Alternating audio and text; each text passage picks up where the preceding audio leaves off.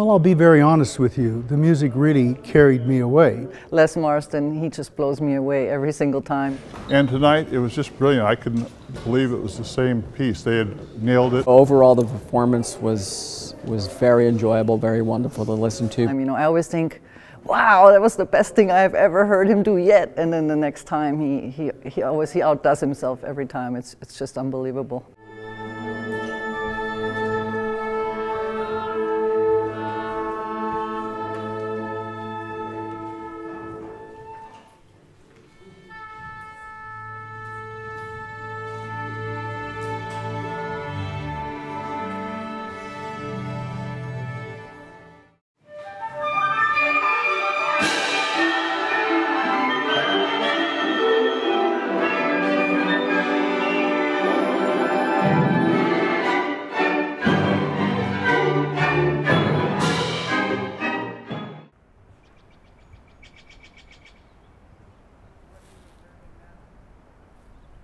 I'm listening, and it's interesting to hear little wafting bits of music come out of the dining room, and to hear those combine with Yosemite Falls, with the sound of the wind coming through the trees.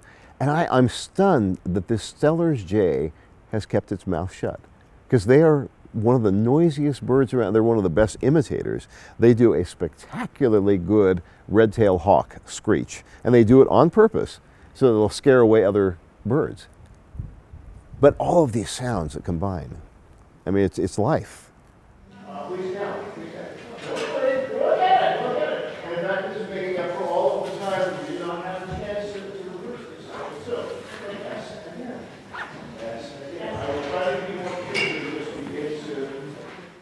We are in my book, we are in the most spectacular place on the face of the planet. There's just something to me about the forces of nature combining in the most spectacular way to create this.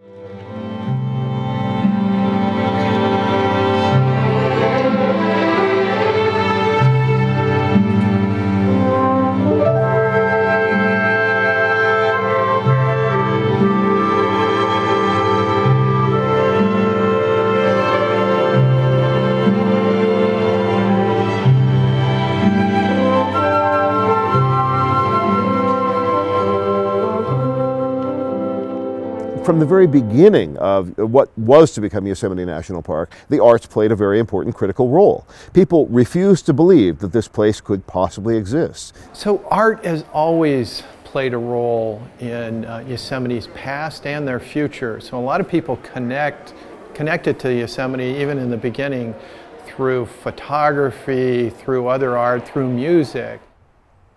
And those works of art got out and were shown to people on the East Coast, who at first said, this cannot be. You're showing us this stuff, these oil paintings, they're fantasy. This place can't exist. And it then took the photographs to prove to people it did exist and it needed to be saved. In 1864, a few people got together who had seen this very remote area that was not really accessible to anybody else, and they said, this has got to be saved. It could be developed. There was already sheep grazing going on in Tuolumne Meadow area, and so they got together and they formed a little cartel, and they persuaded our California Senator John Conness to take a bill to Washington. That bill passed through the Senate and almost immediately. And then it was signed in May of 1864 at the height of the Civil War.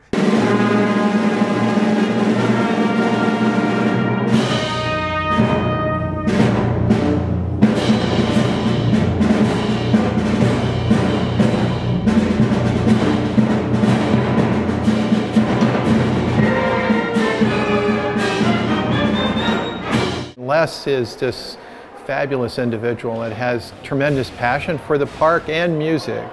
So through the years we learned that he wanted to do this set a piece, which was 4 movements, and we were very supportive.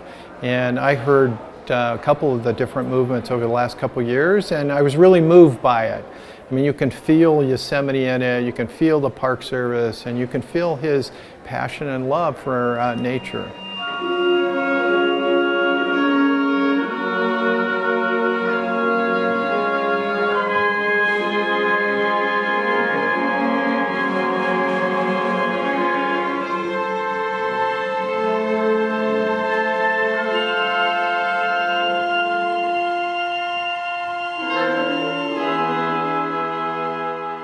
When the idea of writing these 4 pieces came to mind is, okay, great, a piece about the Wilderness Act. What does that mean? And I had to figure out exactly what I wanted to say, how to translate an anniversary of the Wilderness Act into musical terms, and terms that would then communicate with an audience. And I took an approach there with recreating the 4 classical elements of nature, the earth, wind, air, water, and fire, the 4 classical elements. So that was one approach. But then I had to take an entirely different approach when I was commemorating the 150th anniversary of the Yosemite Grant Act.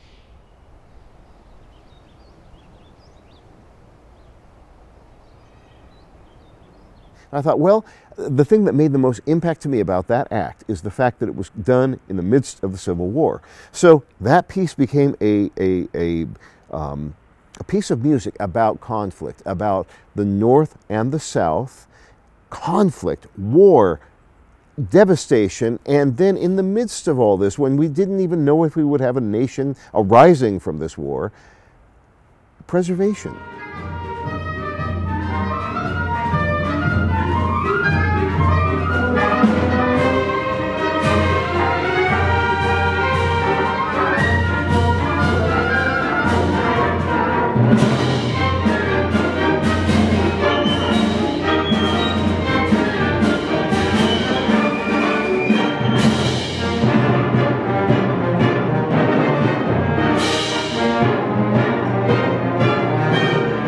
We're here today. It's really kind of a special thing. In 2002, I created the Mariposa Symphony Orchestra. And from the very beginning, I kept thinking, how would an orchestra sound in the great lounge of the then Ahwahnee Hotel? We're now calling it the Yosemite, the majestic Yosemite Hotel.